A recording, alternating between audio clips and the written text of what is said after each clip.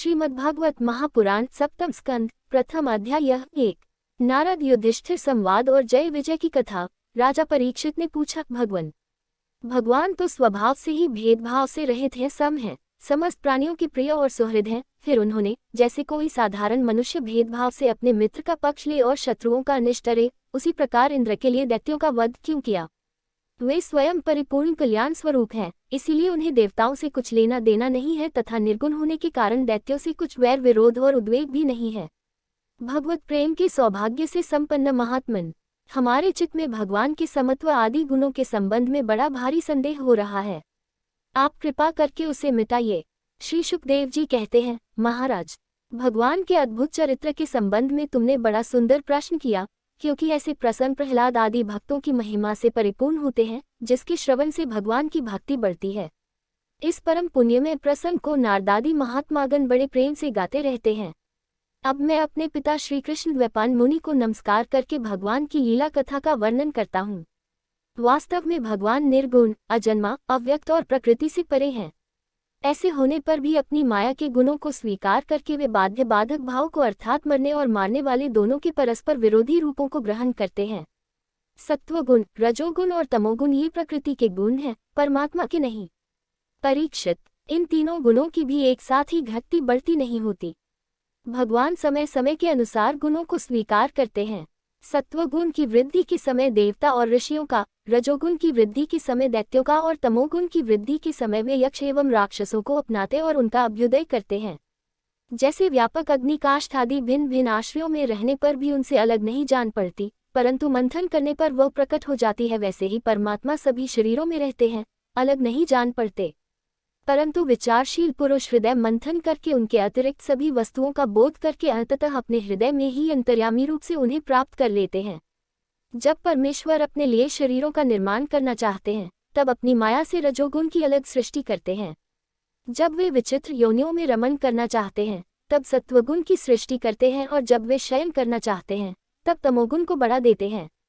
परीक्षित, भगवान सत्य संकल्प हैं, वे ही जगत की उत्पत्ति के निमित्त भूत, प्रकृति और पुरुष के सहकारी एवं आश्रय काल की सृष्टि करते हैं।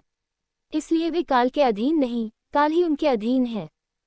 वे काल स्वरूप ईश्वर जब सत्वगुण की वृद्धि करते हैं, तब सत्व में देवताओं का बल बढ़ाते हैं, और तभी वे परमयशस्वी देवप्रिय परमात्मा देव विरोधी रजोगुणी एवं तमोगुणी दैत्यों का संहार करते हैं। वस्तुतः वे सम ही हैं। इसी विषय में देवर्षि नारद ने बड़े प्रेम से एक इतिहास कहा था। यह उस समय की बात है जब राजसूय यज्ञ में तुम्हारे दादा युधिष्ठिर ने उनसे इस संबंध में एक प्रश्न किया था। उस महान राजसूय यज्ञ में राजा युधिष्ठिर ने अपनी आंखों के सामने बड़ी आश्चर्यजनक घटना देखी कि चेदराज शिशुपाल सबके देखते देखते भगवान श्री कृष्ण में समा गया। वहीं देवर्षि नारद भी बैठे हुए थे।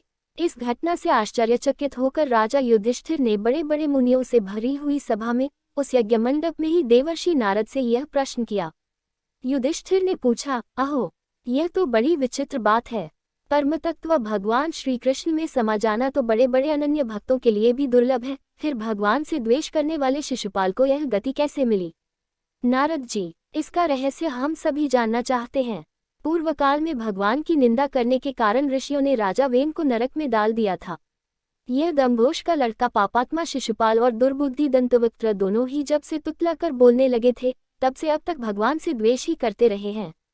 अविनाशी परब्रह्म भगवान श्री कृष्ण को ये पानी कर गाली देते हैं, परंतु इसके फलस्वरूप न तो इनकी जीभ में कोढ़ ही हुआ और न इन्हें घोर अंधकार में नरक की ही प्राप्ति हुई।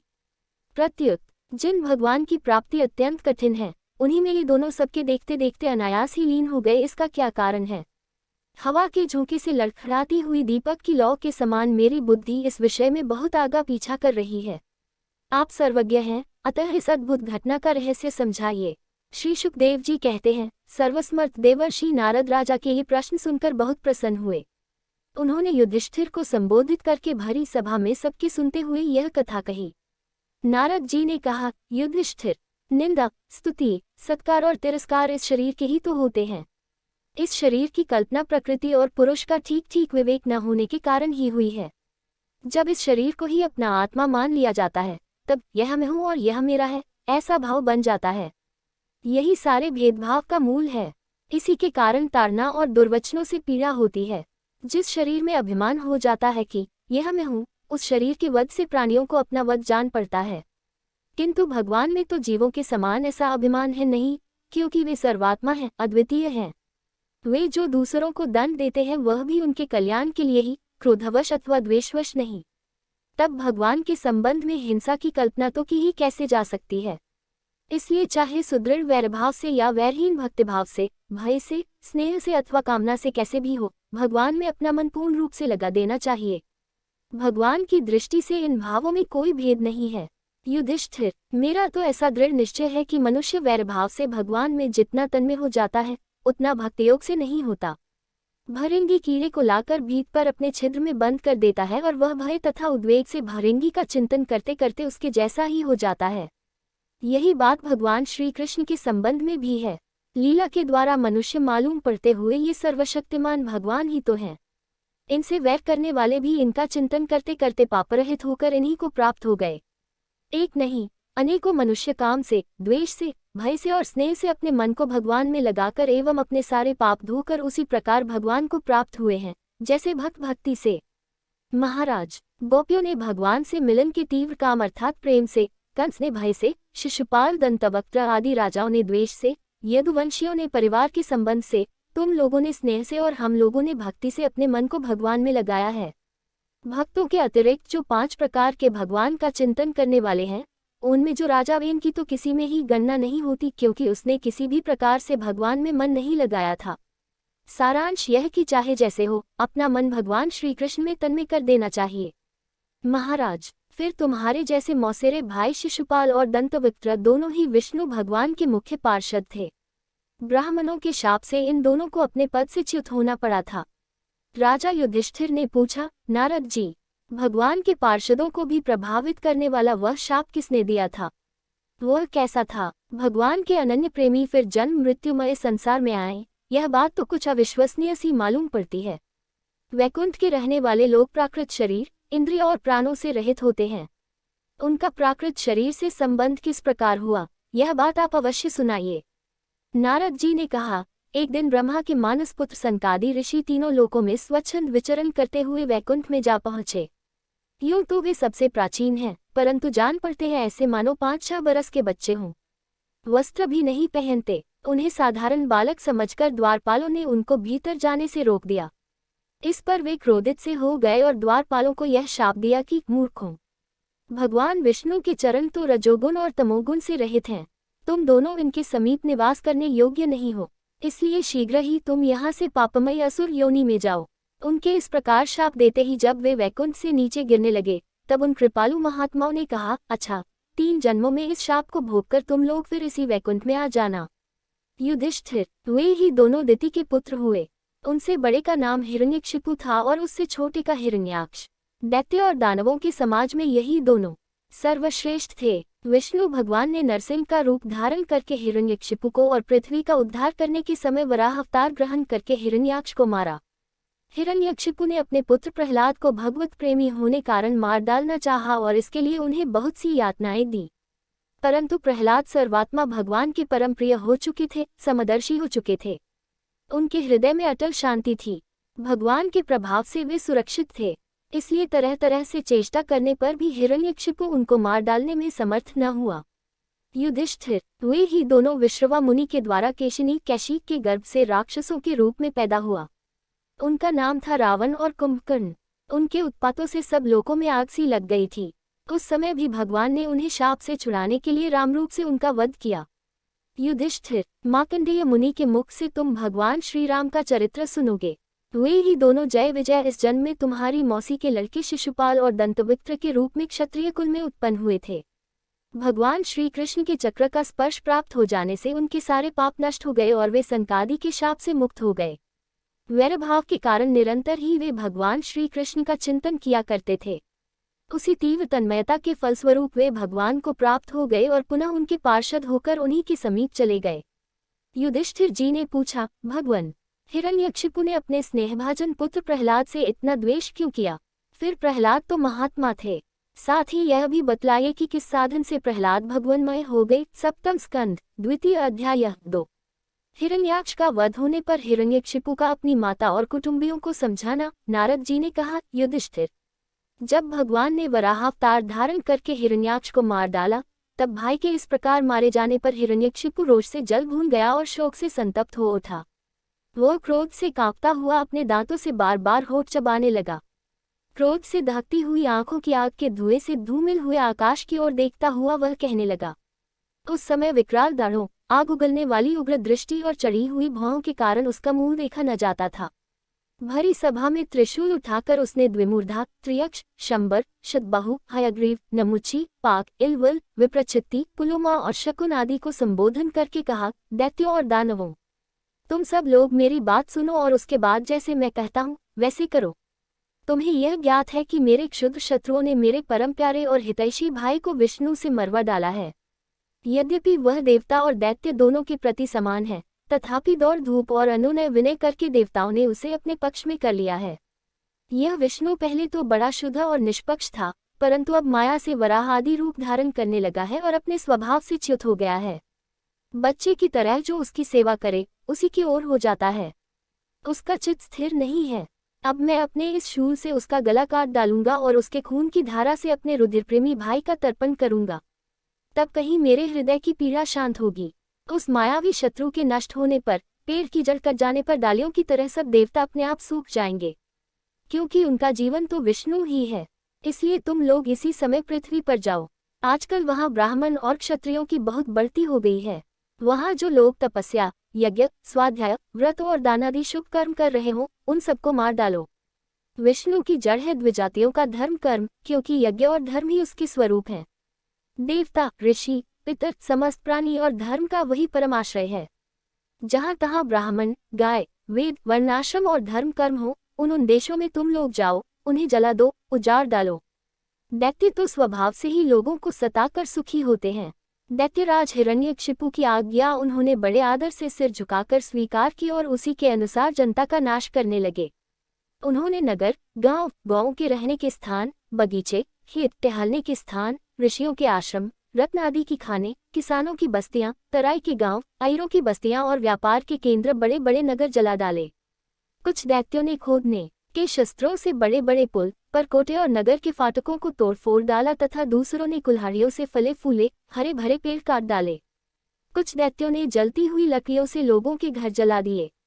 इस प्रकार दैत्यों ने निरीह प्रजा का बड़ा उत्पीड़न किया। उस समय देवता लोग स्वर्ग छोड़कर छिपे रूप से पृथ्वी में विचरण करते थे। युधिष्ठिर, भाई की मृत्यु से हिरण्यकशिपु को बड़ा दैख हुआ था। जब उसने उसकी अंत्येष्टि क्रिया से छुट्टी पाली, तब शकुनी, शंबर, दृष्ट, भूत संतापन, ऋक, कालनाभ, महानाभ, हरिश्मश्रु और उत्कचप ने इन भतीजों को सांत्वना दी। उनकी माता रुषाभानु को और अपनी माता दिति को देशकाल के अनुसार मधुर वाणी से समझाते हुए कहा। हिरण्यकशिपु ने कहा, मेरी प्यारी माँ, बहू और पुत्रों, तुम्हें वीर हिरण्याक्ष के लिए किसी प्रकार का शोक नहीं करना चाहिए। वीर पुरुष तो ऐसा चाहते ही हैं कि लड़ाई के मैदान में अपने शत्रु के सामने उसके दांत खट्टे करके प्राण त्याग करें। वीरों के लिए ऐसी ही मृत्यु श्लाघनीय होती है। देवी, जैसे प्याव पर बहुत से लोग इकट्ठे हो जाते हैं, परंतु उनका मिलना जुलना थोड़ी देर के लिए ही होता है, वैसे ही अपने कर्मों के फेर से दैववश जीव भी मिलते और बिछुड़ते हैं। वास्तव में आत्मा नित्य, अविनाशी, शुद्ध, सर्वगत, सर्वज्ञ और देह इंद्रिय आदि से पृथक है। वह अपनी अविद्या से ही देह आदि की सृष्टि करके भोगों के साधन सूक्ष्म शरीर को स्वीकार करता है। जैसे हिलते हुए पानी के साथ उसमें प्रतिबिंबित होने वाले वृक्ष भी हिलते से जान पड़ते हैं और घुमाई जाती हुई आंख के साथ सारी पृथ्वी ही घूमती सी दिखाई देती है। कल्याणी, वैसे ही विषयों के कारण मन भटकने लगता है और वास्तव में निर्विकार होने पर भी उसी के समान आत्मा भी भटकता हुआ सा जान पड़ता है। उसका स्थूल और सूक्ष्म शरीरों से कोई भी संबंध नहीं है, फिर भी वह संबंधी सा जान पड़ता है। सब प्रकार से शरीर रहित आत्मा को शरीर समझ लेना यही तो अज्ञान है। इसी से प्रिय अथवा अप्रिय वस्तुओं का मिलना और बिछुड़ना होता है। इसी से कर्मों के साथ संबंध हो जाने के कारण संसार में भटकना पड़ता है।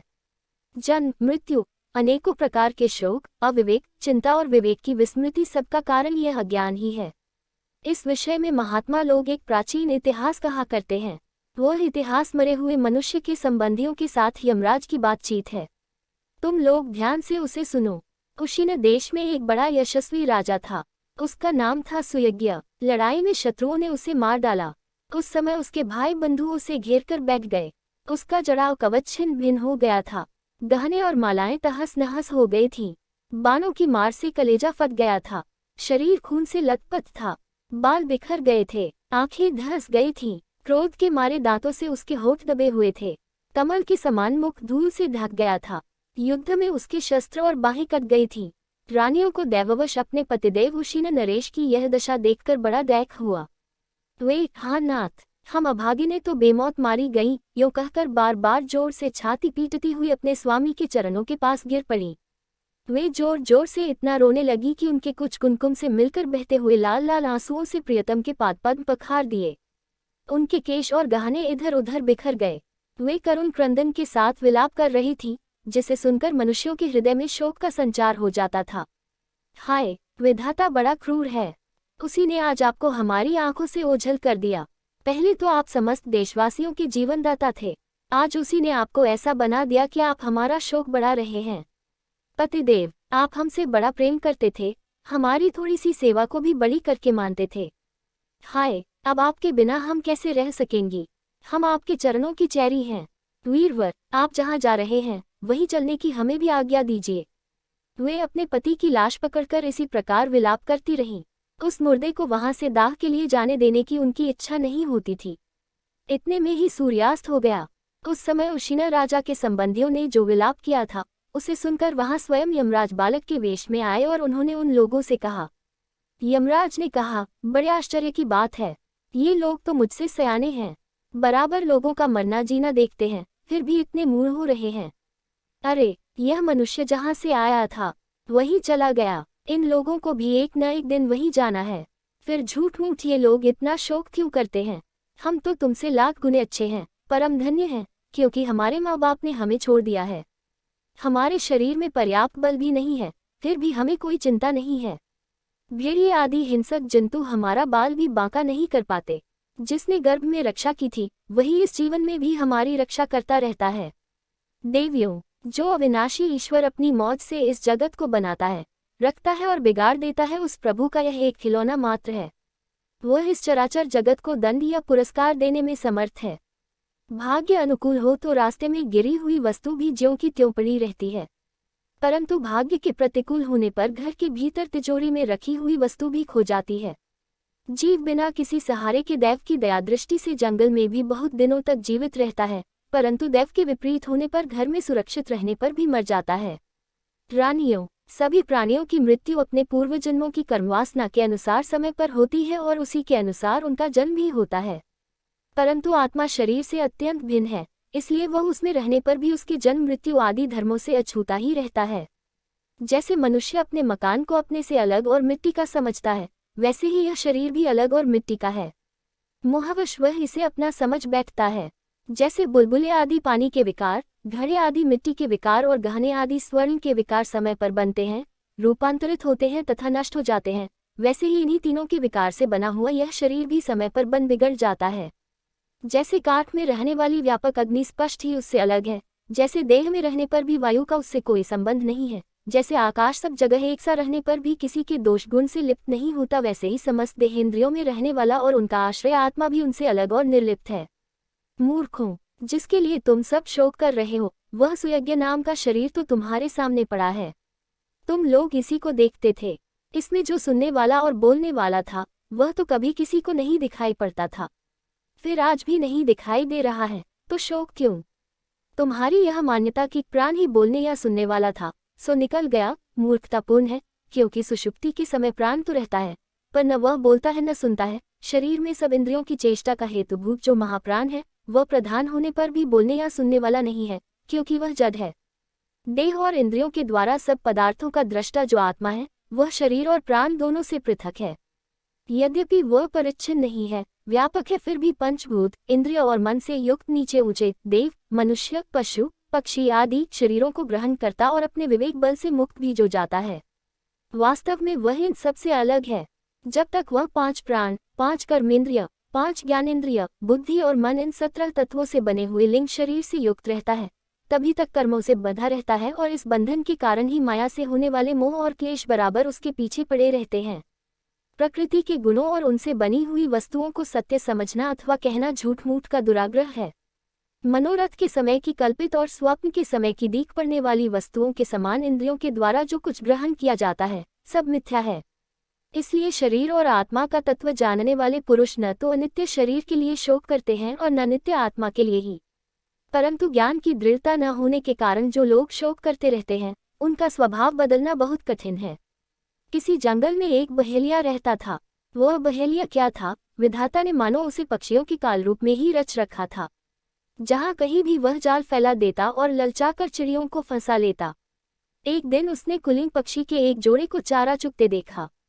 उनमें से उस बहेलिये ने मादा पक्षी को तो शीघ्र ही फंसा लिया। कालवश वह जाल के फंदों में फंस गई। नर पक्षी को अपनी मादा की विपत्ति को देखकर बड़ा दैख हुआ। वह बेचारा उसे छुड़ा तो सकता न था, स्नेह से उस बेचारी के लिए विलाप करने लगा। उसने कहा, यूं तो विधाता सब कुछ कर सकता है, परंतु है वह बड़ा निर्दयी। यह मेरी सहचरी एक तो स्त्री है, दूसरे मुझ अभागे के लिए शोक करती हुई बड़ी दीनता से छटपटा रही है। इसे लेकर वह करेगा क्या? उसकी मौज हो तो मुझे ले जाए। इसके बिना मैं अपना यह अधूरा विधुर जीवन, जो दीनता और दैख से भरा हुआ है, लेकर क्या करूँगा? अभी मेरे अभागे बच्चों के पर भी नहीं जमे हैं। स्त्री के मर जाने पर उन मात्रहीन बच्चों को मैं कैसे पालूंगा? ओह, घोंसले में वे अपनी माँ की बात देख रहे होंगे। इस तरह वह पक्षी बहुत सा विलाप करने लगा। आंसुओं के मारे उसका गला रूंध गया था। तब तक काल की प्रेरणा से पास ही छिपे हुए उसी बहेलिये ने ऐसा बाण मारा कि वह भी वहीं पर लौट गया। मूर्ख रानियों, तुम्हारी भी यही दशा होने वाली है। तुम्हें अपनी मृत्यु तो दिखती नहीं और इसके लिए रो पीट रही हो। यदि तुम लोग 100 बरस तक इसी तरह शोकवश छाती पीटती रहो तो भी अब तुम इसे नहीं पा सकोगी। हिरण्यकशिपु ने कहा। उस छोटे से बालक की ऐसी ज्ञानपूर्ण बातें सुनकर सबके सब दंग रह गए। कुशीन नरेश के भाई बंधु और स्त्रियों ने यह बात समझ ली कि समस्त संसार और इसके सुख दैख नित्य एवं मिथ्या हैं। यमराज यह उपाख्यान सुनाकर वहीं अंतर्धान हो गए। भाई बंधुओं ने भी सुयज्ञ की अंत्येष्टि क्रिया की। इसलिए तुम लोग भी अपने लिए या किसी दूसरे के लिए शोक मत करो। इस संसार में कौन अपना है और कौन अपने से भिन्न, क्या अपना है और क्या पराया? प्राणियों को अज्ञान के कारण ही यह अपने पराये का दुराग्रह हो रहा है। इस भेद बुद्धि का और कोई कारण नहीं है। नारद जी ने कहा, युधिष्ठिर, अपनी पुत्रवधू के साथ दिति ने हिरण्यकशिपु की यह बात सुनकर उसी क्षण पुत्रशोक का त्याग कर दिया और अपना चित्त परमतत्व स्वरूप परमात्मा में लगा दिया। सप्तम स्कंध, तृतीय अध्याय 3। हिरण्यकशिपु की तपस्या और वर प्राप्ति। नारद जी ने कहा, युधिष्ठिर, अब हिरण्यकशिपु ने यह विचार किया कि मैं अजेय, अजर, अमर और संसार का एक छत्र सम्राट बन जाऊं, जिससे कोई मेरे सामने खड़ा तक न हो सके। इसके लिए वह मंद्राचल की एक घाटी में जाकर अत्यंत दारुण तपस्या करने लगा। वहां हाथ ऊपर उठाकर आकाश की ओर देखता हुआ वह पैर के अंगूठे के बल पृथ्वी पर खड़ा हो गया। उसकी जटाएं ऐसी चमक रही थी जैसे प्रलय काल के सूर्य की किरणें। जब वह इस प्रकार तपस्या में संलग्न हो गया तब देवता लोग अपने अपने स्थानों और पदों पर पुनः प्रतिष्ठित हो गए। बहुत दिनों तक तपस्या करने के बाद उसकी तपस्या की आग धुएं के साथ सिर से निकलने लगी। वह चारों ओर फैल गई और ऊपर नीचे तथा अगल बगल के लोगों को जलाने लगी। उसकी लपट से नदी और समुद्र खौलने लगे। द्वीप और पर्वतों के सहित पृथ्वी डगमगाने लगी। ग्रह और तारे टूट टूट कर गिरने लगे तथा 10 दिशाओं में मानो आग लग गई। हिरण्यकशिपु की उस तमोमय आग की लपटों से स्वर्ग के देवता भी जलने लगे। वे घबराकर स्वर्ग से ब्रह्मलोक में गए और ब्रह्मा जी से प्रार्थना करने लगे, हे देवताओं के भी आराध्य देव जगतपति ब्रह्मा जी, हम लोग हिरण्यकशिपु की तप की ज्वाला से जल रहे हैं। अब हम स्वर्ग में नहीं रह सकते। हे अनंत, हे सर्वाध्यक्ष, यदि आप उचित समझे तो अपनी सेवा करने वाली जनता का नाश होने के पहले ही यह ज्वाला शांत कर दीजिए। आप सब कुछ जानते ही हैं, फिर भी हम अपनी ओर से आपसे यह निवेदन कर देते हैं कि वह किस अभिप्राय से यह घोर तपस्या कर रहा है। सुने, उसका विचार है कि जैसे ब्रह्मा जी अपनी तपस्या और योग के प्रभाव से इस चराचर जगत की सृष्टि करके सब लोकों से ऊपर सत्यलोक में विराजते हैं, वैसे ही मैं भी अपनी उग्र तपस्या और योग के प्रभाव से वही पद और स्थान प्राप्त कर लूंगा। क्योंकि समय असीम है और आत्मा नित्य है। एक जन्म में नहीं, अनेक जन्म, एक युग में न सही, अनेक युगों में। अपनी तपस्या की शक्ति से मैं पाप पुण्यादि के नियमों को पलटकर इस संसार में ऐसा उलटफेर कर दूंगा जैसा पहले कभी नहीं था। वैष्णवादी पदों में तो रखा ही क्या है, क्योंकि कल्प के अंत में उन्हें भी काल के गाल में चला जाना पड़ता है। हमने सुना है कि ऐसा हट करके ही वह घोर तपस्या में जुटा हुआ है। आप तीनों लोकों के स्वामी हैं। अब आप जो उचित समझें वही करें। ब्रह्मा जी, आपका यह सर्वश्रेष्ठ परमेष्ठी पद ब्राह्मण एवं गौ की वृद्धि, कल्याण, विभूति, कुशल और विजय के लिए है। यदि यह हिरण्यकशिपु के हाथ में चला गया तो सज्जनों पर संकटों का पहाड़ टूट पड़ेगा। युधिष्ठिर, जब देवताओं ने भगवान ब्रह्मा जी से इस प्रकार निवेदन किया तब वे भृगु और दक्ष आदि प्रजापतियों के साथ हिरण्यकशिपु के आश्रम पर गए। वहां जाने पर पहले तो वे उसे देख ही न सके, क्योंकि दीमक की मिट्टी, घास और बांसों से उसका शरीर ढक गया था। चींटियां उसकी मेदा, त्वचा, मांस और खून चाट गई थी। बादलों से ढके हुए सूर्य के समान वह अपनी तपस्या के तेज से लोगों को तपा रहा था। उसको देखकर ब्रह्मा जी भी विस्मित हो गए। उन्होंने हंसते हुए कहा। ब्रह्मा जी ने कहा, बेटा हिरण्यकशिपु, उठो उठो, तुम्हारा कल्याण हो। कश्यप नंदन, अब तुम्हारी तपस्या सिद्ध हो गई। मैं तुम्हें वर देने के लिए आया हूँ। तुम्हारी जो इच्छा हो बेखट के मांग लो। मैंने तुम्हारे हृदय का अद्भुत बल देखा। अरे, दासों ने तुम्हारी देह खा डाली है, फिर भी तुम्हारे प्राण हड्डियों के सहारे टिके हुए हैं। ऐसी कठिन तपस्या न तो पहले किसी ऋषि ने की थी और न आगे ही कोई करेगा। भला ऐसा कौन है जो देवताओं के 100 वर्ष तक बिना पानी के जीता रहे। बेटा हिरण्यकशिपु, तुम्हारा यह काम बड़े बड़े धीर पुरुष भी कठिनता से कर सकते हैं। तुमने इस तपोनिष्ठा से मुझे अपने वश में कर लिया है। दैत्य शिरोमणे, इसी से प्रसन्न होकर मैं तुम्हें जो कुछ मांगो दे देता हूँ। तुम हो मरने वाले और मैं हूँ अमर, अतः तुम्हें मेरा यह दर्शन निष्फल नहीं हो सकता। नारद जी कहते हैं, युधिष्ठिर, इतना कहकर ब्रह्मा जी ने उसके चींटियों से खाए हुए शरीर पर अपने कमंडलों का दिव्य एवं अमोघ प्रभावशाली जल छिड़क दिया। जैसे लकड़ी के ढेर में से आग जल उठे, वैसे ही वह जल छिड़कते ही बांस और दीमकों की मिट्टी के बीच से उठ खड़ा हुआ। उस समय उसका शरीर सब अवयवों से पूर्ण एवं बलवान हो गया था। इंद्रियों में शक्ति आ गई थी और मन सचेत हो गया था। सारे अंग वज्र के समान कठोर एवं तपाए हुए सोने की तरह चमकीले हो गए थे। वह नवयुवक होकर उठ खड़ा हुआ। उसने देखा कि आकाश में हंस पर चढ़े हुए ब्रह्मा जी खड़े हैं। उन्हें देखकर उसे बड़ा आनंद हुआ। अपना सिर पृथ्वी पर रखकर उसने उनको नमस्कार किया। फिर अंजलि बांधकर नम्र भाव से खड़ा हुआ और बड़े प्रेम से अपने निर्निमेष नयनों से उन्हें देखता हुआ गदगद वाणी से स्तुति करने लगा। उस समय उसके नेत्रों में आनंद के आंसू उमड़ रहे थे और सारा शरीर पुलकित हो रहा था। हिरण्यकशिपु ने कहा, कल्प के अंत में यह सारी सृष्टिकाल के द्वारा प्रेरित तमोगुण से, घने अंधकार से ढक गई थी। उस समय स्वयं प्रकाश स्वरूप आपने अपने तेज से पुनः इसे प्रकट किया। आप ही अपने त्रिगुण रूप से इसकी रचना, रक्षा और संहार करते हैं। आप रजोगुण, सत्वगुण और तमोगुण के आश्रय हैं। आप ही सबसे परे और महान हैं। आपको मैं नमस्कार करता हूँ। आप ही जगत के मूल कारण हैं। ज्ञान और विज्ञान आपकी मूर्ति हैं। प्राण, इंद्रिय, मन और बुद्धि आदि विकारों के द्वारा आपने अपने को प्रकट किया है। आप मुख्य प्राण सूत्रात्मा के रूप से चराचर जगत को अपने नियंत्रण में रखते हैं। आप ही प्रजा के रक्षक भी हैं। चित्त, चेतना, मन और इंद्रियों के स्वामी आप ही हैं। पंचभूत, शब्दादि विषय और उनके संस्कारों के रचयिता भी महातत्व के रूप में आप ही हैं। जो वेद होता, अध्वर्यु, ब्रह्मा और उद्गाता इन ऋत्विजों से होने वाले यज्ञ का प्रतिपादन करते हैं, वे आपके ही शरीर हैं। उन्हीं के द्वारा अग्निष्टोम आदि 7 यज्ञों का आप विस्तार करते हैं। आप ही संपूर्ण प्राणियों के आत्मा हैं, क्योंकि आप अनादि, अनंत, अपार, सर्वज्ञ और अंतर्यामी हैं। आप ही काल हैं। आप प्रतिक्षण सावधान रहकर अपने क्षण, लव आदि विभागों के द्वारा लोगों की आयु क्षीण करते रहते हैं। फिर भी आप निर्विकार हैं, क्योंकि आप ज्ञान स्वरूप, परमेश्वर, अजन्मा, महान और संपूर्ण जीवों के जीवनदाता अंतरात्मा हैं। प्रभो, कार्य, कारण, कल और अचल ऐसी कोई भी वस्तु नहीं है जो आपसे भिन्न हो। समस्त विद्या और कलाएं आपके शरीर हैं। आप त्रिगुणमय माया से अतीत स्वयं ब्रह्म हैं। यह स्वर्णमय ब्रह्मांड आपके गर्भ में स्थित है। आप इसे अपने में से ही प्रकट करते हैं। प्रभो, यह व्यक्त ब्रह्मांड आपका स्थूल शरीर है। इससे आप इंद्रिय, प्राण और मन के विषयों का उपभोग करते हैं, किंतु उस समय भी आप अपने परम ऐश्वर्य में स्वरूप में ही स्थित रहते हैं। वस्तुतः आप पुराण पुरुष, स्थूल सूक्ष्म से परे ब्रह्म स्वरूप ही हैं। आप अपने अनंत और अव्यक्त स्वरूप से सारे जगत में व्याप्त हैं। चेतन और अचेतन दोनों ही आपकी शक्तियां हैं। मैं आपको नमस्कार करता हूँ। प्रभो, आप समस्त वरदाताओं में श्रेष्ठ हैं। यदि आप मुझे अभीष्ट वर देना चाहते हैं तो ऐसा वर दीजिए कि आपके बनाए हुए किसी भी प्राणी से, चाहे वह मनुष्य हो या पशु, प्राणी हो या प्राणी, देवता हो या दैत्य अथवा नागादि, किसी से भी मेरी मृत्यु न हो। भीतर बाहर, दिन में, रात्रि में आपके बनाए प्राणियों के अतिरिक्त और भी किसी जीव से, अस्त्र शस्त्र से, पृथ्वी या आकाश में कहीं भी मेरी मृत्यु न हो। युद्ध में कोई मेरा सामना न कर सके। मैं समस्त प्राणियों का एकछत्र सम्राट हूँ। इंद्रादि समस्त लोकपालों में जैसी आपकी महिमा है, वैसी ही मेरी भी हो। तपस्वियों और योगियों को जो अक्षय ऐश्वर्य प्राप्त है, वही मुझे भी दीजिए। सप्तम स्कंद, चतुर्थ अध्याय 4।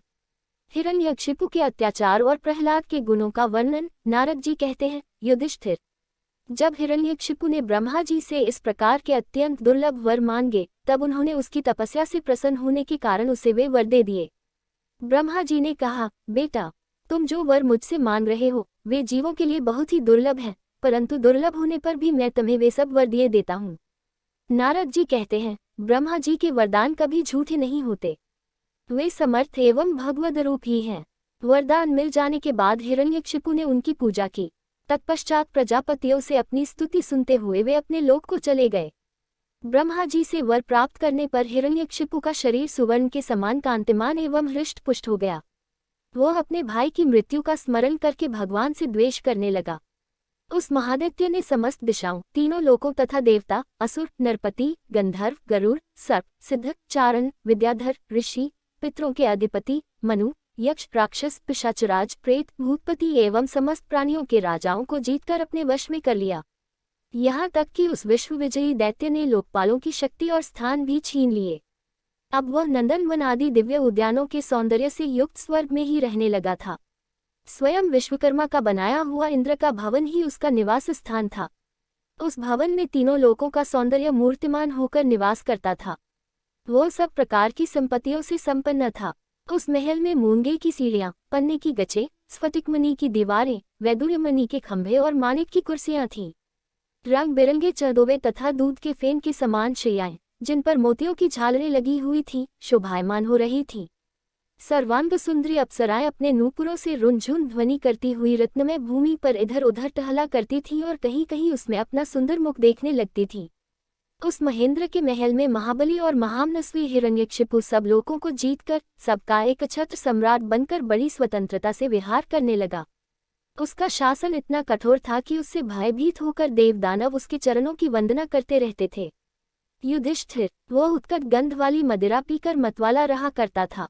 उसकी आंखें लाल लाल और चढ़ी हुई रहती। उस समय तपस्या, योग, शारीरिक और मानसिक बल का वह भंडार था।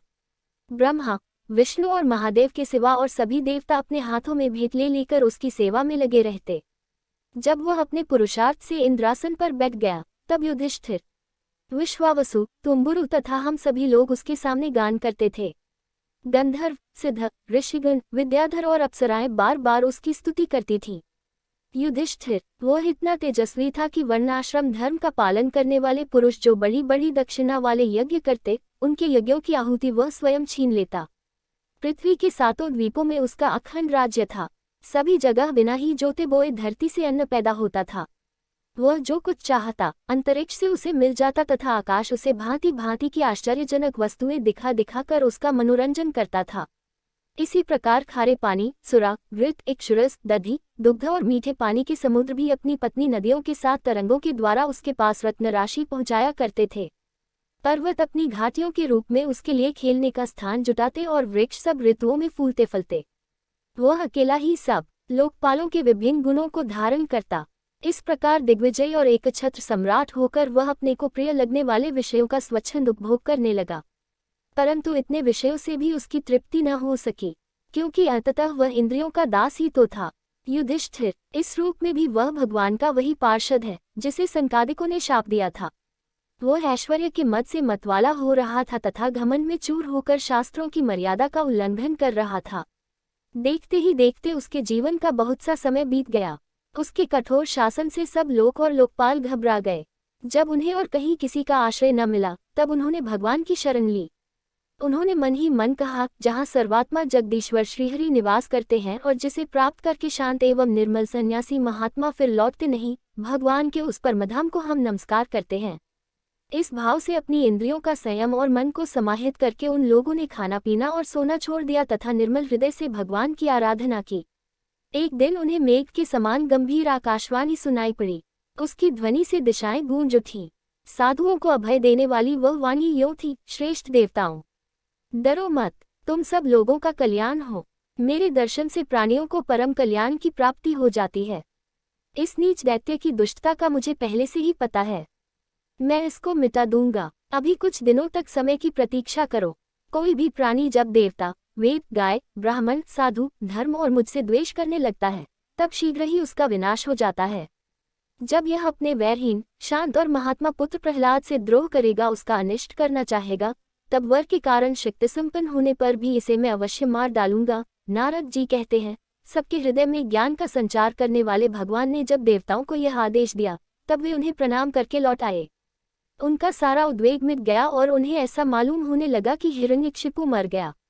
युधिष्ठिर, दैत्यराज हिरण्यकशिपु के बड़े ही विलक्षण 4 पुत्र थे। उनमें प्रहलाद यूं तो सबसे छोटे थे, परंतु गुणों में सबसे बड़े थे। वे बड़े संत सेवी थे, ब्राह्मण भक्त, सौम्य स्वभाव, सत्य प्रतिज्ञा एवं जितेंद्रिय थे तथा समस्त प्राणियों के साथ अपने ही समान समता का बर्ताव करते और सबके एकमात्र प्रिय और सच्चे हितैषी थे। बड़े लोगों के चरणों में सेवक की तरह झुककर रहते थे। गरीबों पर पिता के समान स्नेह रखते थे। बराबरी वालों से भाई के समान प्रेम करते और गुरुजनों में भगवत भाव रखते थे। विद्या, धन, सौंदर्य और कुलीनता से संपन्न होने पर भी घमंड और हेकड़ी उन्हें छू तक नहीं गई थी। बड़े बड़े दुखों में भी वे तनिक भी घबराते न थे। लोक परलोक के विषयों को उन्होंने देखा सुना तो बहुत था, परंतु वे उन्हें निहसार और असत्य समझते थे। इसलिए उनके मन में किसी भी वस्तु की लालसा न थी। इंद्रिय, प्राण, शरीर और मन उनके वश में थे।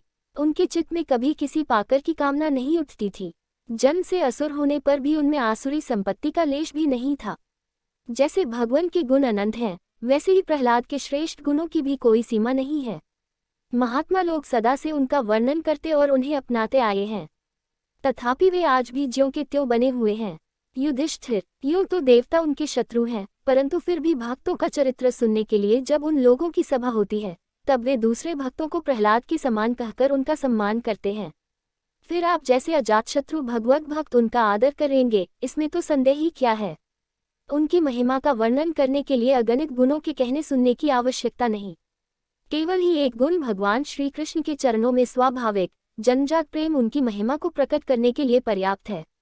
युधिष्ठिर, प्रहलाद बचपन में ही खेल कूद छोड़कर भगवान के ध्यान में जदवत तन्मय हो जाया करते। भगवान श्री कृष्ण के अनुग्रह रूप ग्रह ने उनके हृदय को इस प्रकार खींच लिया था कि उन्हें जगत की कुछ सुध बुद्धि न रहती। उन्हें ऐसा जान पड़ता कि भगवान मुझे अपनी गोद में लेकर आलिंगन कर रहे हैं। इसलिए उन्हें सोते बैठते, खाते पीते, चलते फिरते और बातचीत करते समय भी इन बातों का ध्यान बिल्कुल न रहता। कभी कभी भगवान मुझे छोड़कर चले गए, इस भावना में उनका हृदय इतना डूब जाता कि वे जोर जोर से रोने लगते। कभी मन ही मन उन्हें अपने सामने पाकर आनंद उद्रेक से ठठाकर हंसने लगते। कभी उनके ध्यान के मधुर आनंद का अनुभव करके जोर से गाने लगते। वे कभी उत्सुक हो बेसुरा चिल्ला पड़ते। कभी कभी लोक लज्जा का त्याग करके प्रेम में छककर नाचने भी लगते थे। कभी कभी उनकी लीला के चिंतन में इतने तल्लीन हो जाते कि उन्हें अपनी याद ही न रहती, उन्हीं का अनुकरण करने लगते। कभी भीतर ही भीतर भगवान का कोमल संस्पर्श अनुभव करके आनंद में मग्न हो जाते और चुपचाप शांत होकर बैठ रहते। उस समय उनका रोम रोम पुलकित हो उठता।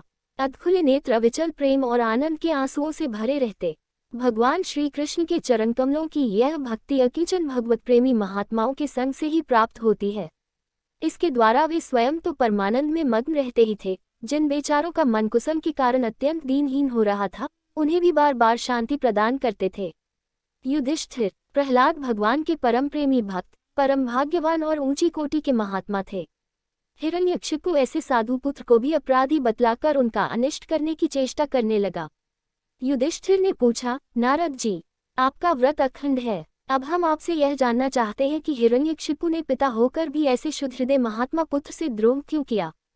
पिता तो स्वभाव से ही अपने पुत्रों से प्रेम करते हैं। यदि पुत्र कोई उल्टा काम करता है तो वे उसे शिक्षा देने के लिए ही डांटते हैं, शत्रु की तरह वैर विरोध तो नहीं करते। फिर प्रहलाद जी जैसे अनुकूल, शुद्ध हृदय एवं गुरुजनों में भगवत भाव करने वाले पुत्रों से भला कोई द्वेष कर ही कैसे सकता है। नारद जी, आप सब कुछ जानते हैं। हमें यह जानकर बड़ा कौतूहल हो रहा है कि पिता ने द्वेष के कारण पुत्र को मार डालना चाहा। आप कृपा करके मेरा यह कौतूहल शांत कीजिए। सप्तम स्कंद, पंचम अध्याय 5। हिरण्यकशिपु के द्वारा प्रहलाद के वध का प्रयत्न। नारद जी कहते हैं, युधिष्ठिर, दैत्यों ने भगवान श्री शुक्राचार्य जी को अपना पुरोहित बनाया था। उनके दो पुत्र थे, शंड और अमर्क। वे दोनों राजमहल के पास ही रहकर हिरण्यकशिपु के द्वारा भेजे हुए नीति निपुण बालक प्रहलाद को और दूसरे पढ़ाने योग्य दैत्य बालकों को राजनीति, अर्थनीति आदि पढ़ाया करते थे। प्रहलाद गुरु जी का पढ़ाया हुआ पाठ सुन लेते थे और उसे ज्यों का त्यों उन्हें सुना भी दिया करते थे, किंतु वे उसे मन से अच्छा नहीं समझते थे, क्योंकि उस पाठ का मूल आधार था अपने और पराये का झूठा आग्रह। युधिष्ठिर, एक दिन हिरण्यकशिपु ने अपने पुत्र प्रहलाद को बड़े प्रेम से गोद में लेकर पूछा, बेटा बताओ तो सही, तुम्हें कौन सी बात अच्छी लगती है? प्रहलाद जी ने कहा, पिताजी, संसार के प्राणी मैं और मेरे के झूठे आग्रह में पड़कर सदा ही अत्यंत उद्विग्न रहते हैं। ऐसे प्राणियों के लिए मैं यही ठीक समझता हूँ कि वे अपने अध्यपन के मूल कारण घास से ढके हुए अंधेरे कुएं के समान इस घर को छोड़कर वन में चले जाएं और भगवान श्रीहरि की शरण ग्रहण करें। नारद जी कहते हैं, प्रहलाद जी के मुंह से शत्रुपक्ष की प्रशंसा से भरी बात सुनकर हिरण्यकशिपु ठठाकर हंस पड़ा। उसने कहा, दूसरों के बहकाने से बच्चों की बुद्धि यूं ही बिगड़ जाया करती है। जान पड़ता है गुरु जी एक घर पर विष्णु की पक्षपाती कुछ ब्राह्मण वेश बदलकर रहते हैं। बालक की भली भांति देख रेख की जाए, जिससे अब इसकी बुद्धि बहकने नहीं पाई। जब दैत्यों ने प्रहलाद को गुरु जी के घर पहुंचा दिया, तब पुरोहितों ने उनको बहुत पुचकारकर और फुसलाकर बड़ी वाणी से पूछा, बेटा प्रहलाद, तुम्हारा कल्याण हो, ठीक ठीक बतलाना, देखो झूठ न बोलना। यह तुम्हारी बुद्धि उल्टी कैसे हो गई? और किसी बालक की बुद्धि तो ऐसी नहीं हुई। कुलनंदन प्रहलाद, बताओ तो बेटा, हम तुम्हारे गुरुजन यह जानना चाहते हैं कि तुम्हारी बुद्धि स्वयं ऐसी हो गई या किसी ने सचमुच तुमको बहका दिया है। प्रहलाद ने कहा, जिन मनुष्यों की बुद्धि मोह से ग्रस्त हो रही है, उन्हीं को भगवान की माया से यह झूठा दुराग्रह होता देखा गया है कि यह अपना है और यह पराया। उन मायापति भगवान को मैं नमस्कार करता हूँ। वे भगवान ही जब कृपा करते हैं, तब मनुष्यों की पाश्विक बुद्धि नष्ट होती है। इस पशु बुद्धि के कारण ही तो यह मैं हूँ और यह मुझसे भिन्न है, इस प्रकार का झूठा भेदभाव पैदा होता है। वही परमात्मा यह आत्मा है। अज्ञानी लोग अपने और पराये का भेद करके उसी का वर्णन किया करते हैं। उनका न जानना भी ठीक ही है, क्योंकि उसके तत्व को जानना बहुत कठिन है और ब्रह्मा आदि बड़े बड़े वेद्य भी उसके विषय में मोहित हो जाते हैं। वही परमात्मा आप लोगों के शब्दों में मेरी बुद्धि बिगाड़ रहा है। गुरु जी, जैसे चुंबक के पास लोहा स्वयं खींच आता है, वैसे ही चक्रपाणी भगवान की स्वच्छंद इच्छा शक्ति से मेरा चित्त भी संसार से अलग होकर उनकी ओर बरबस खींच जाता है। नारद जी कहते हैं, परमज्ञानी प्रहलाद अपन गुरु जी से इतना कहकर चुप हो गए। पुरोहित बेचारे राजा के सेवक एवं पराधीन थे, वे डर गए। उन्होंने क्रोध से प्रहलाद को झिड़क दिया और कहा, अरे कोई मेरा वेद तो लाओ, यह हमारी कीर्ति में कलंक लगा रहा है। इस दुर्बुद्धि कुलांगार को ठीक करने के लिए चौथा उपाय दंड ही उपयुक्त होगा। दैत्यवंश के चंदनवन में यह कांटेदार बबूल कहाँ से पैदा हुआ? जो विष्णु इस वन की जड़ काटने में कुल्हाड़े का काम करते हैं, यह नादान बालक उन्हीं की बैंक बन रहा है, सहायक हो रहा है। इस प्रकार गुरुजी ने तरह तरह से डांट टपटकर प्रहलाद को धमकाया और अर्थ, धर्म एवं काम संबंधी शिक्षा दी। कुछ समय के बाद जब गुरुजी ने देखा कि प्रहलाद ने साम, दान, भेद और दंड के संबंध की सारी बातें जान ली हैं, तब वे उन्हें उनकी माँ के पास ले गए। माता ने बड़े लाड प्यार से उन्हें नहला धुला कर अच्छी तरह गहने कपड़ों से सजा दिया। इसके बाद वे उन्हें हिरण्यकशिपु के पास ले गए। प्रहलाद अपने पिता में चरणों में लौट गए। हिरण्यकशिपु ने उन्हें आशीर्वाद दिया और दोनों हाथों से उठाकर बहुत देर तक गले से लगाए रखा। उस समय दैत्यराज का हृदय आनंद से भर रहा था। युधिष्ठिर, हिरण्यकशिपु ने प्रसन्नमुख प्रहलाद को अपनी गोद में बैठाकर उनका सिर सूंघा। उनके नेत्रों से प्रेम के आंसू गिर गिरकर प्रहलाद के शरीर को भिगोने लगे। उसने अपने पुत्र से पूछा। हिरण्यकशिपु ने कहा, चिरंजीव बेटा प्रहलाद, इतने दिनों में तुमने गुरु जी से जो शिक्षा प्राप्त की है, उसमें से कोई अच्छी सी बात हमें सुनाओ। प्रहलाद जी ने कहा, पिताजी, विष्णु भगवान की भक्ति के 9 भेद है। भगवान के गुण लीला नाम आदि का श्रवण, उन्हीं का कीर्तन, उनके रूप नाम आदि का स्मरण, उनके चरणों की सेवा, पूजा अर्चा, वंदन, दास्य, सख्य और आत्मनिवेदन। यदि भगवान के प्रति समर्पण के भाव से यह 9 प्रकार की भक्ति की जाए, तो मैं उसी को उत्तम अध्ययन समझता हूँ। प्रहलाद की यह बात सुनते ही क्रोध के मारे हिरण्यकशिपु के ओठ फड़कने लगे। उसने गुरुपुत्र से कहा, रे नीच ब्राह्मण, यह तेरी कैसी करतूत है, दुर्बुद्धि! तूने मेरी कुछ भी परवाह न करके इस बच्चे को कैसी निसार शिक्षा दे दी। अवश्य ही तू हमारे शत्रुओं के आश्रित है। संसार में ऐसे दुष्टों की कमी नहीं है जो मित्र का बाना धारण कर छिपे छिपे शत्रु का काम करते हैं, परंतु उनकी कलाई ठीक वैसे ही खुल जाती है जैसे छिपकर पाप करने वालों का पाप समय पर रोग के रूप में प्रकट होकर उनकी पोल खोल देता है। गुरुपुत्र ने कहा, इंद्रशित्रो, आपका पुत्र जो कुछ कह रहा है वह मेरे या और किसी के बहकाने से नहीं कह रहा है, यह तो इसकी जन्मजात स्वाभाविक बुद्धि है।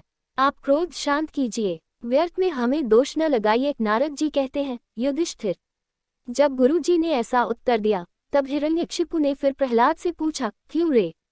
यदि तुझे ऐसी अहित करने वाली खोटी बुद्धि गुरुमुख से नहीं मिली तो बता, कहाँ से प्राप्त हुई?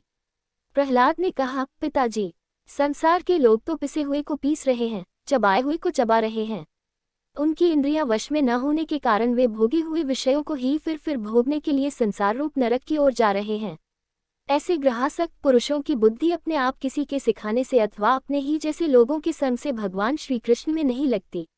जो इंद्रियों से दिखने वाले बाह्य विषयों को परम इष्ट समझकर मूर्खतावश अंधों के पीछे अंधों की तरह गड्ढे में गिरने के लिए चले जा रहे हैं और वेदवानी रूप रस्सी के काम्यकर्मों के दीर्घ बंधन में बंधे हुए हैं, उनको यह बात मालूम नहीं कि हमारे स्वार्थ और परमार्थ भगवान विष्णु ही हैं। उन्हीं की प्राप्ति से हमें सब पुरुषार्थों की प्राप्ति हो सकती है। जिनकी बुद्धि भगवान के चरण कमलों का स्पर्श कर लेती है, उनके जन्म मृत्यु रूप अनर्थ का सर्वथा नाश हो जाता है। परंतु जो लोग अकिंचन भगवत प्रेमी महात्माओं के चरणों की धूल में स्नान नहीं कर लेते, उनकी बुद्धि काम्यकर्मों का पूरा सेवन करने पर भी भगवत चरणों का स्पर्श नहीं कर सकती। प्रहलाद जी इतना कहकर चुप हो गए। हिरण्यकशिपु ने क्रोध के मारे अंधा होकर उन्हें अपनी गोद से उठाकर भूमि पर पटक दिया। प्रहलाद की बात को वह सह न सका, रोष के मारे उसके नेत्र लाल हो गए। वह कहने लगा, दैत्यों, इसे यहाँ से बाहर ले जाओ और तुरंत मार डालो। यह मार ही डालने योग्य है। देखो तो सही, जिसने इसके चाचा को मार डाला, अपने सुहृद स्वजनों को छोड़कर यह नीच दास के समान उसी विष्णु के चरणों की पूजा करता है। हो न हो, इसके रूप में मेरे भाई को मारने वाला विष्णु ही आ गया है। अब यह विश्वास के योग्य नहीं है। 5 बरस की अवस्था में ही जिसने अपने माता पिता के दुस्त्यज वात्सल्य स्नेह को भुला दिया, वह कृतघ्न भला विष्णु का ही क्या हित करेगा? कोई दूसरा भी यदि औषध के समान भलाई करे तो वह एक प्रकार से पुत्र ही है, पर यदि अपना पुत्र भी अहित करने लगे तो रोग के समान वह शत्रु है। अपने शरीर के ही किसी अंग से सारे शरीर को हानि होती हो तो उसको काट डालना चाहिए, क्योंकि उसे काट देने से शेष शरीर सुख से जी सकता है। यह स्वजन का बाना पहनकर मेरा कोई शत्रु ही आया है। जैसे योगी की भोग लोलुप इंद्रियां उसका अनिष्ट करती हैं, वैसे ही यह मेरा अहित करने वाला है। इसलिए खाने, सोने, बैठने आदि के समय किसी भी उपाय से इसे मार डालो। जब हिरण्यकशिपु ने दैत्यों को इस प्रकार आज्ञा दी, तब तीखी दाढ़, विकराल वदन, लाल लाल दाढ़ी मूंछ एवं केशों वाले दैत्य हाथों में त्रिशूल ले लेकर मारो, काटो, इस प्रकार बड़े जोर से चिल्लाने लगे। प्रहलाद चुपचाप बैठे हुए थे और दैत्य उनके सभी मर्मस्थानों में शूल से घाव कर रहे थे। उस समय प्रहलाद जी का चित्त उन परमात्मा में लगा हुआ था, जो मन वाणी के अगोचर सर्वात्मा, समस्त शक्तियों के आधार एवं परब्रह्म है। इसलिए उनके सारे प्रहार ठीक वैसे ही निष्फल हो गए, जैसे भाग्यहीनों के बड़े बड़े उद्योग धंधे व्यर्थ होते हैं। युधिष्ठिर, जब शूलों की मार से प्रहलाद के शरीर पर कोई असर नहीं हुआ, तब हिरण्यकशिपु को बड़ी शंका हुई। अब वह प्रहलाद को मार डालने के लिए बड़े हठ से भांति भांति के उपाय करने लगा। उसने उन्हें बड़े बड़े मतवाले हाथियों से कुचलवाया, विषधर सांपों से डंसवाया, पुरोहितों से कृत्या राक्षसी उत्पन्न कराए, पहाड़ की चोटी से नीचे डलवा दिया, शुम्भ्रासुर से अनेकों प्रकार की माया का प्रयोग करवाया, अंधेरी कोठरियों में बंद करा दिया, विष पिलाया और खाना बंद कर दिया, बर्फीली जगह, दहकती हुई आग और समुद्र में बारी बार से डलवाया, आंधी में छोड़ दिया तथा पर्वतों के नीचे दबवा दिया, परंतु इनमें से किसी भी उपाय से वह अपने पुत्र निष्पाप प्रहलाद का बाल भी बांका न कर सका। अपनी विवशता देखकर हिरण्यकशिपु को बड़ी चिंता हुई। उसे प्रहलाद को मारने के लिए और कोई उपाय नहीं सूझ पड़ा। वह सोचने लगा, इसे मैंने बहुत कुछ बुरा भला कहा, मार डालने के बहुत से उपाय किए, परंतु यह मेरे द्रोह और दुर्व्यवहारों से बिना किसी की सहायता से अपने प्रभाव से ही बचता गया। यह बालक होने पर भी समझदार है और मेरे पास ही निःशंक भाव से रहता है। हो न हो इसमें कुछ सामर्थ्य अवश्य है। जैसे शुनशेप एक अपने पिता की करतूतों से उसका विरोधी हो गया था, वैसे ही यह भी मेरे किए अपकारों को न भूलेगा। न तो यह किसी से डरता है और न इसकी मृत्यु ही होती है। इसकी शक्ति की थाह नहीं है, अवश्य ही इसके विरोध से मेरी मृत्यु होगी। संभव है न भी हो। इस प्रकार सोच विचार करते करते उसका चेहरा कुछ उतर गया। शुक्राचार्य के पुत्र शंड और अमर्त ने जब देखा कि हिरण्यकशिपु तो मुंह लटकाकर बैठा हुआ है, तब उन्होंने एकांत में जाकर उससे यह बात कही, स्वामी, आपने अकेले ही तीनों लोकों पर विजय प्राप्त कर ली। आपके भौहें टेढ़ी करने पर ही लोकपाल कांप उठते हैं। हमारे देखने में तो आपके लिए चिंता की कोई बात नहीं है। भला बच्चों के खिलवाड़ में भी भलाई बुराई सोचने की कोई बात है। जब तक हमारे पिता शुक्राचार्य जी नहीं आ जाते, तब तक यह डर कर कहीं भाग न जाए। इसलिए उसे वरुण पाशों से बांध रखिए। प्रायः ऐसा होता है कि अवस्था की वृद्धि के साथ साथ और गुरुजनों की सेवा से बुद्धि सुधर जाया करती है। हिरण्यकशिपु ने अच्छा ठीक है कहकर गुरुपुत्रों की सलाह मान ली और कहा कि इसे उन धर्मों का उपदेश करना चाहिए जिनका पालन गृहस्थ नरपति किया करते हैं। युधिष्ठिर। इसके बाद पुरोहित उन्हें लेकर पाठशाला में गए और क्रमशः धर्म, अर्थ और काम इन 3 पुरुषार्थों की शिक्षा देने लगे। प्रहलाद वहां अत्यंत नम्र सेवक की भांति रहते थे, परंतु गुरुओं की वह शिक्षा प्रहलाद को अच्छी न लगी, क्योंकि गुरुजी उन्हें केवल अर्थ, धर्म और काम की ही शिक्षा देते थे। यह शिक्षा केवल उन लोगों के लिए है जो राग द्वेष आदि द्वंद्व और विषय भोगों में रस ले रहे हों। एक दिन गुरुजी गृहस्थी के काम से कहीं बाहर चले गए थे। छुट्टी मिल जाने के कारण समवयस्क बालकों ने प्रहलाद जी को खेलने के लिए पुकारा। प्रहलाद जी परम ज्ञानी थे, उनका प्रेम देखकर उन्होंने उन बालकों को ही बड़ी मधुर वाणी से पुकारकर अपने पास बुला लिया। उनसे उनके जन्म मरण की गति भी छिपी नहीं थी। उन पर कृपा करके हंसते हुए से उन्हें उपदेश करने लगे। युधिष्ठिर। वे सब अभी बालक ही थे, इसलिए राग द्वेषपरायण विषय भोगी पुरुषों के उपदेशों से और चेष्टाओं से उनकी बुद्धि अभी दूषित नहीं हुई थी। इसी से और प्रहलाद के प्रति आदर बुद्धि होने से उन सबने अपनी खेलकूद सामग्रियों को छोड़ दिया तथा प्रहलाद जी के पास जाकर उनके चारों ओर बैठ गए और उनके उपदेश में मन लगाकर बड़े प्रेम से एकटक उनकी ओर देखने लगे। भगवान के परम प्रेमी भक्त प्रहलाद का हृदय उनके प्रति करुणा और मैत्री के भाव से भर गया तथा वे उनसे कहने लगे,